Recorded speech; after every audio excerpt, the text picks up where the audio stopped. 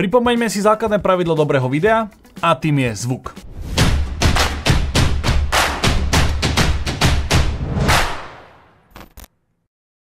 Predo mnou na stole leží stále pomerne horúca novinka, je to duálny bezdrôtový systém od značky Saramonic BlinkMe B2. Na krabici máme napísanú asi najdôležitejšiu vetu, ktorou sa v podstate riadil aj výrobca. Je to ideálne pre youtuberov, tiktokerov, vlogerov. Dovolím si s ním súhlasiť. Čo sa nachádza v samotnom balení? V rýchlosti si to otvoríme. Z jednej krabičky máme druhú, v tejto krabičke máme tretiu krabičku. Nikdy nemôžu chýbať dobré návody, záručný list a čo je najdôležitejšia vec, nálepky. Dobre, toto môžeme zahodiť.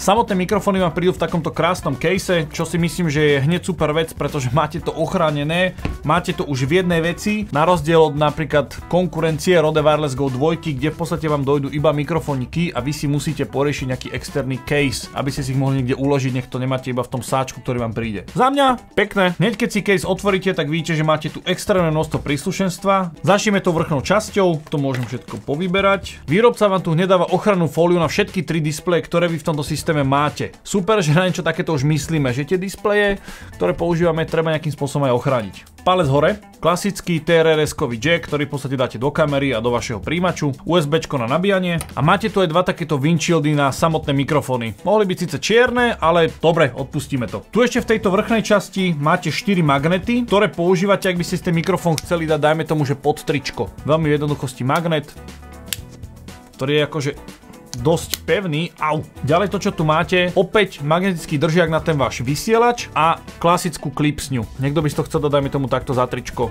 poprípade keď máte košelu alebo nejaký vačok niekde, nie je najmenší problém. Sranda, že tieto...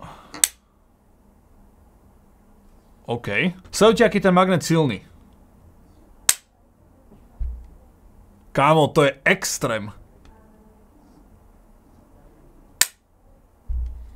OK, tu aspoň vidíte tú silu toho magnetu, že sa naozaj nemusíte báť, že vám to niekde odstrelilo. Zaujímavé je, že tieto obyčajné magnety máte 4 a tieto s klipcami máte 2.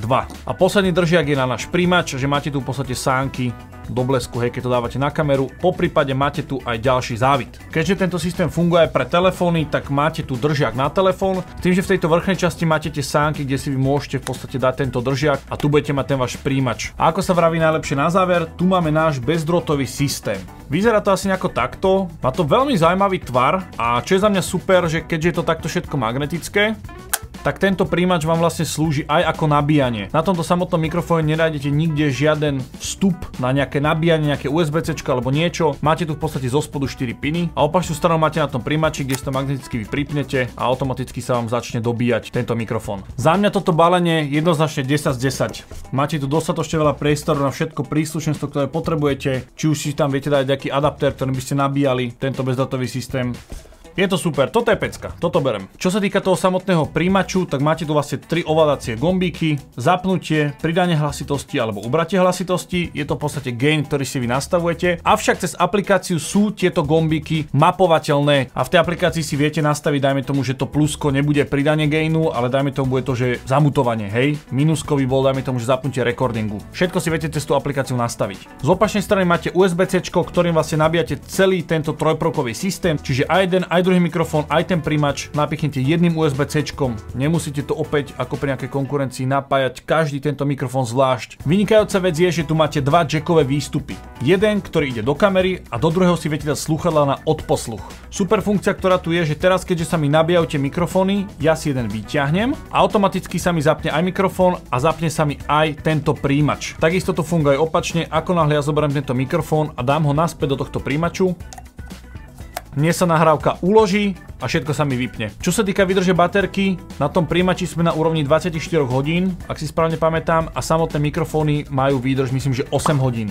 Čiže preto si ich vy viete tým príjimačom ešte raz dobiť. A malo by vám to plus minus sedieť, že 2 dobitia na toto fungujú. Keď máte zapnutý ten samotný príjimač, tak na obrazovke vidíte, že máte kanál 1 a kanál 2, to je v podstate rozdiel našich mikrofónov a viete si vy nastaviť ten recording mod. Či nahrávate stereo alebo mono, čiže jeden mikrofón vám pôjde do ľavého kanálu, druhý mikrofón vám pôjde do pravého. Taktiež si viete nastaviť safety channel, že oba mikrofóny pôjdu do ľavého a v pravom bude o myslím, že minus 12 alebo 20 decibelov nižšia úroveň, keby sa čokoľvek stalo, keby vám to niekto prepikoval. Máte tu nastavenie gainu samotného príjimaču, kde si viete nastaviť od minus 12 decibelov do plus 12 decibelov a zároveň takto bezdrotovo aj viete ovládať tie samotné mikrofóny. Ja si kliknem na ten gain a už sa mi rozklikne mikrofón 1 a mikrofón 2. Čiže ak máte niekoho, kto trošku viac zjape do toho mikrofónu, tak jeho si viete priamo tu stíšiť. Máte tu nastavenie toho displeju, či bude stále zapnutý, alebo sa vám po nejakej chvíľke vypne. Ja by som si tento displej nechal zapnutý furt, pretože máte tam tie dôležité informácie, ktoré potrebujete vedieť. To je mikrofón 1, mikrofón 2, koľko majú baterky, aký majú signál, akú baterku má tento samotný príjimač. Vidíte gain samotného mikrofónu, či nahráva do seba a gain samotného príjimaču. Všetky info, ktoré vy potrebujete vedieť. Kašľal by som na tú baterku, že vydrží o niečo menej, ale reálne vidím, že čo sa mi s tými mikrofónmi deje. Viete si tu samozrejme nastaviť to párovanie tých mikrofónov,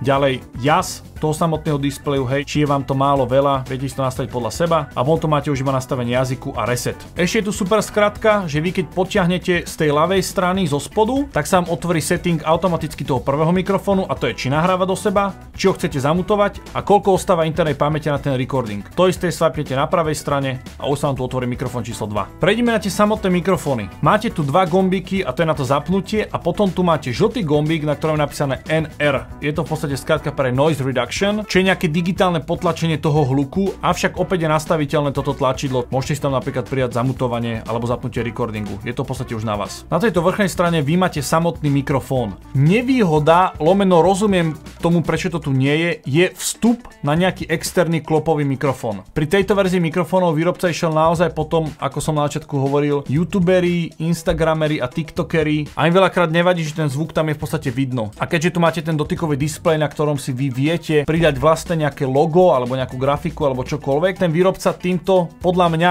cieli na nie profesionálnu výrobu, ale v podstate je to viac zrobené pre človeka, ktorý to chce zobrať z toho magnetu, pripevniť na seba a nemusí v podstate nič iné riešiť. Dajme tomu na nejaký livestream si to ja viem, že úplne super predstaviť. Na to podľa mňa aj tieto mikrofóny určené sú. Keďže náš mikrofón je dotykový, tak sa môžem pozrieť, čo všetko si na ňom môžete nastaviť. Vidíte, aké číslo mikrofónu, signál, baterku a potom, že vám ten mikrofón ide do ľavého kanálu, zároveň nahráva a akú má citlivosť nahrávania. Keď swipnete z vrchu, máte tu 4 základné nastavenia a to je vlastne, či ten displej sa vám vypne po čase, je vypnutý v podstate stále, hej, kvôli šetreniu nejakej energie, alebo je zapnutý stále. Potom tu máte nastavenia, kde si v podstate to isté, čo v tom príjimači viete nastaviť, nejaké párovanie, dátum, čas, reset a jazyk. Ďalej tu máte gombík na zamutovanie. Teraz v podstate ten mikrofón nejde a tu je na tom príjimači mi to ukáže, že ten mikrofón mám zamutovaný. Swipnutie zo spodu vám otvorí také, nazvem to, že je lepšie menu, kde si v podstate vy viete to rýchle menu nastavovať. To znamená, že recording, keď si kliknem, či tu má byť nejaká protekcia tej nahrávky, automatický recording. To je v prípade, že ja tento mikrofón vyťahnem z toho magnetu, z toho príjimaču, hneď sa mi spustí to nahrávanie, ktoré sa mi uloží, keď ten mikrofón ja tam vrátim naspäť. Ďalej tu máte nastavenie toho potlačenia šumu, kde vlastne vy viete mať buď originálny zvuk, alebo si tu dáte to digitálne potlačenie šumu. To je vlastne to, čo mám ja prednastavené na tomto tlačidle. Nastavenie gainu, to v podstate to, čo viete vy nastaviť cez ten príjimač, viete nastaviť aj tu. Nastavenie brightness, či vám ten mikrofón bude svietiť veľa alebo málo. Ako som spomínal, vy tu viete dať vlastné logo. Skrátke návod, kebyže tieto mikrofóny máte, že ako sa to robí. Máte aplikáciu Saramonic, kde v podstate sa vy musíte prihlásiť a spárujete si vy vlastne tento váš mikrofón. Ja si to otvorím to moje zariadenie. Super, som konektnutý a vy tu vlastne mikrofón 1, mikrofón 2 a príjimač. Tu máte nastavené tých tlačidel na tom príjimači. Takisto si viete napríklad ten mikrofón, hej. To tlačidlo noise reduction vy si v podstate viete prepnúť na zapnutie a vypnutie nahrávania, hej. Príklad, je to samozrejme na vás. A tu mám vlastne mikrofón 1, mikrofón 2. Ja si kliknem na jeden z tých mikrofónov a tu máte predvolené nejaké pozadia, ktoré vám tam Saramonic dá. Avšak vy si tu viete dať, že custom wallpaper, dáte si prijať z albumu a máte tu dajme tomu nejakú fotku, ktorú by ste vy chceli, kliknete na ňu a už sa vám ukáže taký náhľad, že ako to bude na tom mikrofóne vyzerať. Vy tú fotku samozrejme viete posúvať, hej, zoomovať akokoľvek. Ja si dajme tomu nastavím takto, dám next. Tu si viete vybrať vy template, že v ktorom vlastne tú fotku budete mať. Ja si tu nechám toto nastavenie a viem si vybrať, či to bude mať čiernym tie texty alebo bielým. Tým bielým sa mi to páči, dám apply. Teraz vlastne tá fotka sa mi nahráva priamo do toho mikrofónu a ja to budem mať ako jednu z možností, ktoré môžem potom vybrať. A teraz som si ja na obrazovku pridal AI-kom vygenerovaného Ježiša. Zaujímavá vychytávka. Ak by ste vy chceli toto pozadie zmeniť, ktoré už máte vlastne v týchto galériách, vy vlastne iba podržte na tom mikrofóne a ukáže sa vám tu na pravej strane možnosti.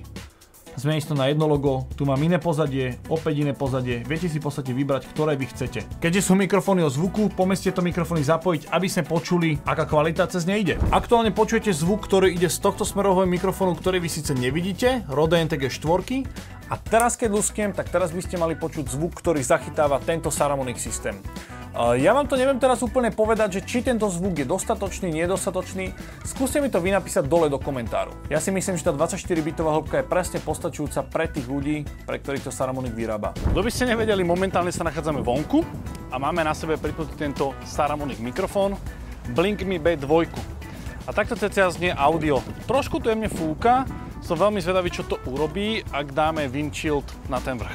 Teraz som na ten mikrofón nahodil ten windshield, čiže si myslím, že by to audio malo byť lepšie. Ja to teraz neviem úplne posúdiť, pretože to nepočujem, ale v tej postprodukcii to na 100% budem počuť, že ten vietor, ktorý do toho mikrofónu udieral, bude o mnoho stlmený. Neviem síce, jak nám to stlmí ten zvuk, ale myslím, že to bude veľmi použiteľné. Avšak to, čo by som ja ešte chcel vyskúšať, je tlačidlo Noise Reduction. Ale kvôli tomuto testu musíme ísť na hlavnú cestu. To sa inak aj rimovalo. Za mnou je hlavná cesta, na ktorej štandardne chodí extrémne množstvo aut a ten hluk je tu naozaj veľký.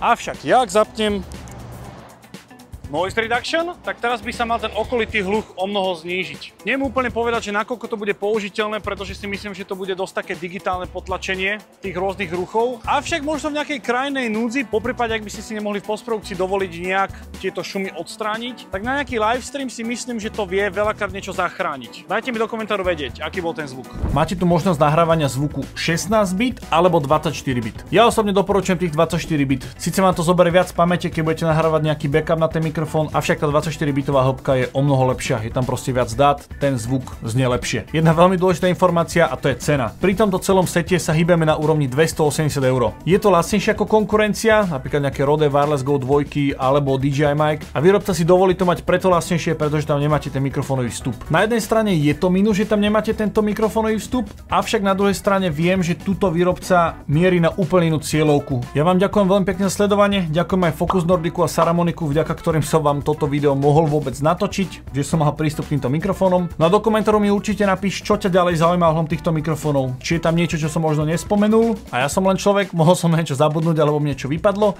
a vidíme sa opäť niekedy na budúce. Zatiaľ sa majte a čaute.